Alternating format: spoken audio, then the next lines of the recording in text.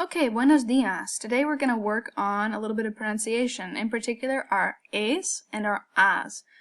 Vowel pronunciation is extremely important for a good accent in Spanish. In fact, it's one of the first things that will give you away if you have I won't say a bad accent, but if you have an accent that is very marked by American pronunciation. One of the most obvious things is the pronunciation of the vowels.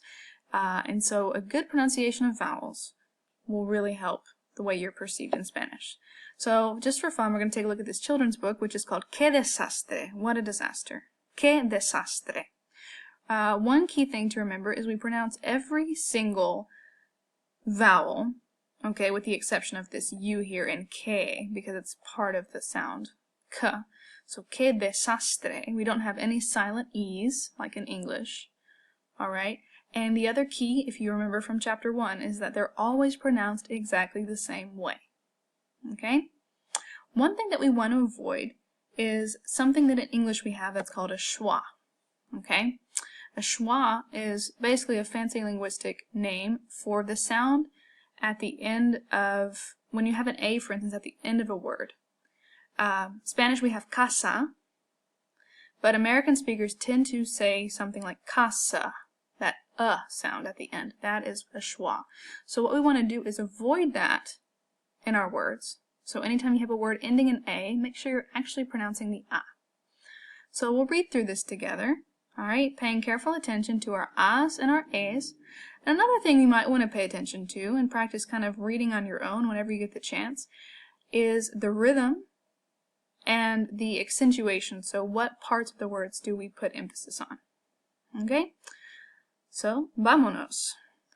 Franklin estaba casi siempre solo. Quería tener amigos e invitarlos a su casa, pero no podía. ¿Por qué? Let's do it again. Franklin estaba casi siempre solo. Quería tener amigos e invitarlos a su casa, pero no podía. ¿Por qué? So here we have the words estaba, quería, casa, and podía.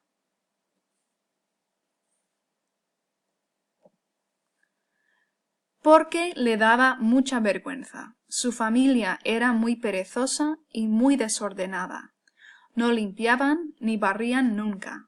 Jamás hacían las camas ni fregaban los platos. Solo se bañaban una vez al año y nada más cuando no quedaba más remedio. Okay, one more time. Porque le daba mucha vergüenza. Su familia era muy perezosa y muy desordenada. No limpiaban ni barrían nunca, jamás hacían las camas ni fregaban los platos.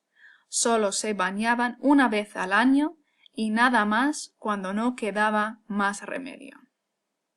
Okay, so here we have a lot of words with as. We have daba, vergüenza, familia, perezosa, desordenada, limpiaban, barrían, nunca, jamás, hacían, camas, fregaban, bañaban, nada, más, quedaba,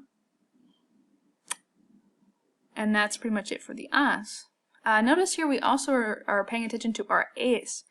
Another common thing that a lot of American speakers will do, if we go back to the first page, is overemphasize the E, okay? What I mean by that is this word siempre, which means always, is often pronounced by American speakers as siempre.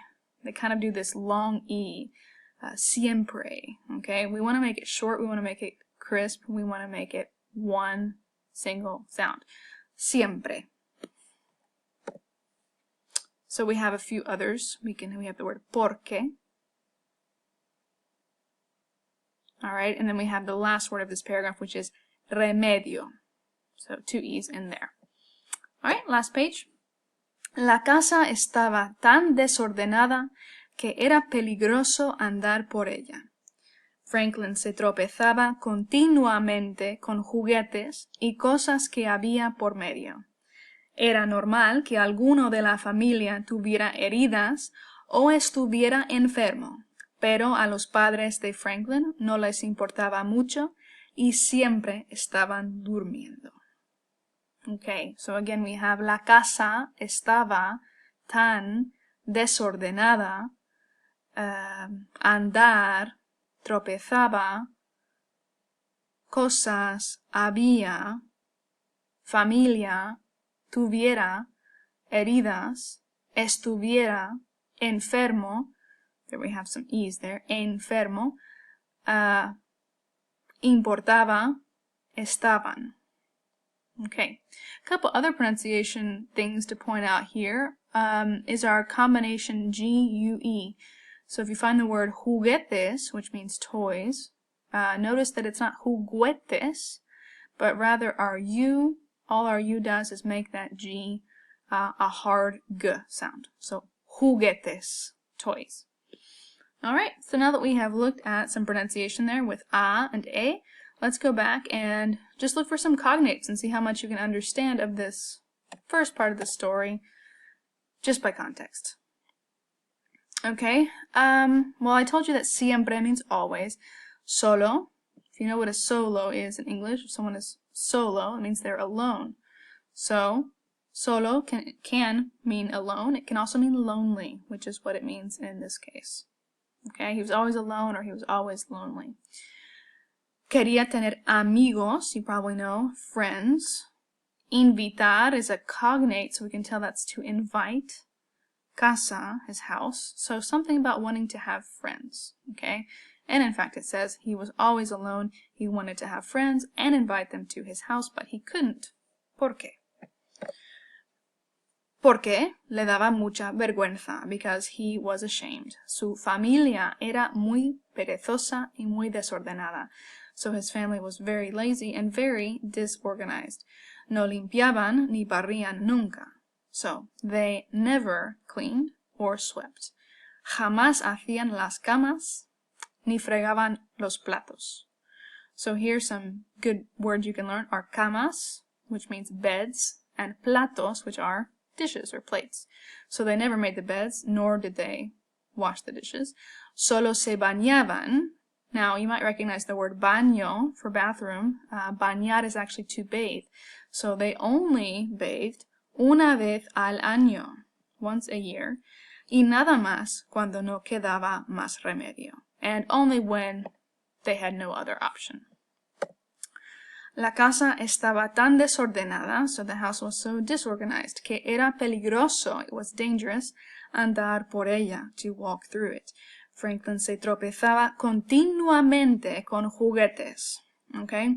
So we can guess the meaning of this verb, which is actually a pretty high-level verb, because we know juguetes is toys, and continuamente, we can see continua, which has a common root with English, and mente is a suffix that always means ly. So it's an adverb. He continually did something with toys, and we see from the picture he constantly, we would say in English, tripped on toys, y cosas, and things that were basically lying around on the floor. Era normal, it was normal, it was common que alguno de la familia tuviera heridas o estuviera enfermo. So basically it was common for someone in the family to be hurt or to be sick, pero a los padres de Franklin no les importaba mucho. They didn't really care, y siempre estaban durmiendo, and they were always sleeping. Okay, so don't worry about all the vocabulary in here. A lot of the verbs that we see are in a different tense entirely than what we're working with in Spanish 1. You won't get into past tense until Spanish 132, should you take it. But this is just to kind of show you how much you can pick up from context, and also just to show you some good tips for practicing your pronunciation. Okay, so es todo por el momento. Gracias y adiós.